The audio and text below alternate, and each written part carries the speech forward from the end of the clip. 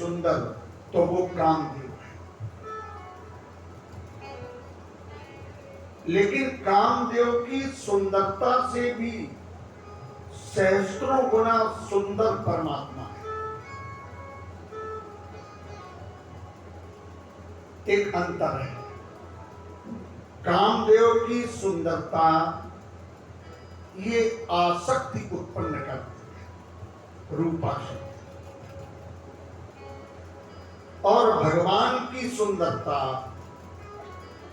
आसक्ति के बंधन में बंधे हुए जीव को मुक्त करती है। ये अंतर है। भगवान का रूप भी अपार है, लेकिन भगवान का रूप मार मद मोचन है। रूप अपार, मार मद मोचन। और किसी का भी स्वरूप हो, रूप हो, तो वो रूप मार मद मोचन नहीं है। मैं आपसे एक बात, सुंदरता बाहर की अच्छी नहीं होती, क्योंकि रूप की भी एक समय सीमा निश्चित है। रूप जिस पर गर्व तुमको, ये 4 दिन के चोचले हैं। कितना भी रूपवान व्यक्ति हो, लेकिन कुछ समय के बाद उसका रूप समाप्त हो जाता है। बुढ़ापा आया तो सब रूप चला गया। लेकिन जो भीतर से सुंदर है, जिसका अभ्यंतर, जिसका हृदय सुंदर है, जिसका मन पवित्र है, जिसका अंतःकरण सुंदर है, संसार उसी की पूजा करता है। और एक वाक्य बड़ी मजबूती से पकड़ना, स्नेह लगाव रूप से होता है, ये माना, ठीक है। लेकिन जीवन के आचरण की पुस्तिका में जो अंक मिलते हैं वो रूप से नहीं, वो गुणों से मिलते हैं। पूरी जिंदगी जीने के बाद मेरे बारे में जो अच्छा और बुरा निर्णय होगा, वो रूप के आधार पर नहीं होगा, वो गुणों के आधार पर। इसलिए जिंदगी की समूची परीक्षा में अंक लेने के लिए गुणों की आवश्यकता है, रूप की आवश्यकता नहीं। तो आज पूतना सुंदर स्वरूप बना करके और नंद भवन में प्रवेश करे, बड़े प्रेम से कहती है, आइए छंद पूजा करते। आशा की बेल बढ़े तेरी, तू भी मेरी आशा भर दे। ईश्वर ने गोद भरी तेरी, तू भी मेरी गोदी भर दे। था बैर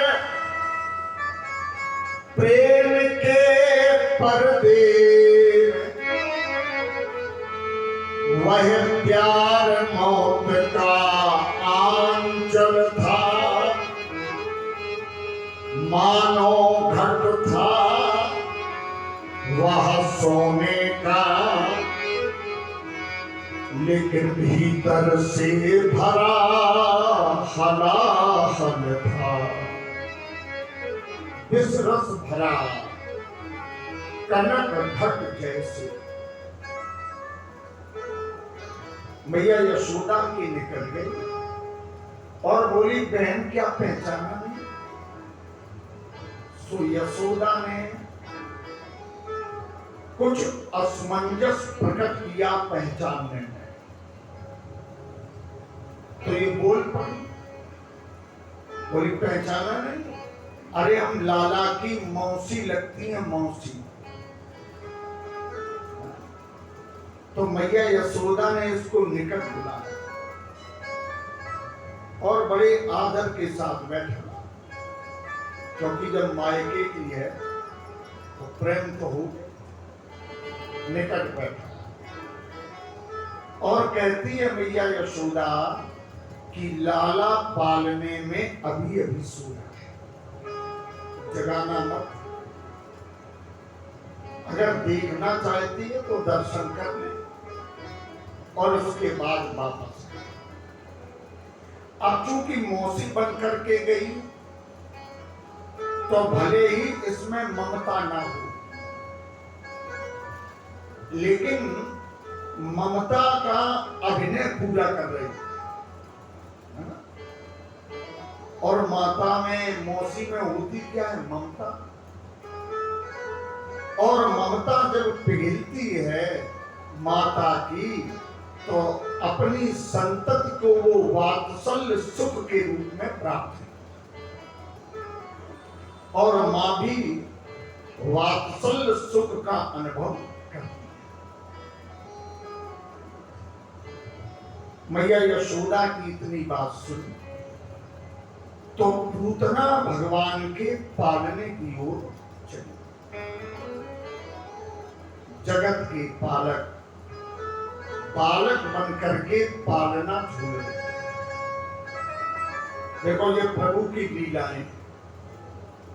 हम आप पालना झूलते हैं, माताएं झुलाती हैं, तो ये क्या है? कर्म है। पालना झूलना कर्म है, और भगवान पालना झूले तो कर्म नहीं है, लीला है। ये अंतर है। हम जो कर्म करते हैं उसका फल प्राप्त होता है, और परमात्मा जो भी करते हैं वो कर्म नहीं है उनका, वो उनकी लीला है, उनका चरित्र है। और ठाकुर जी के चरित्र का आश्रय लेकर के कर्म करने वाला जीव कर्म के बंधनों को खोल करके भवसागर से पार हो जाता है। प्रेम से बोलो राधे।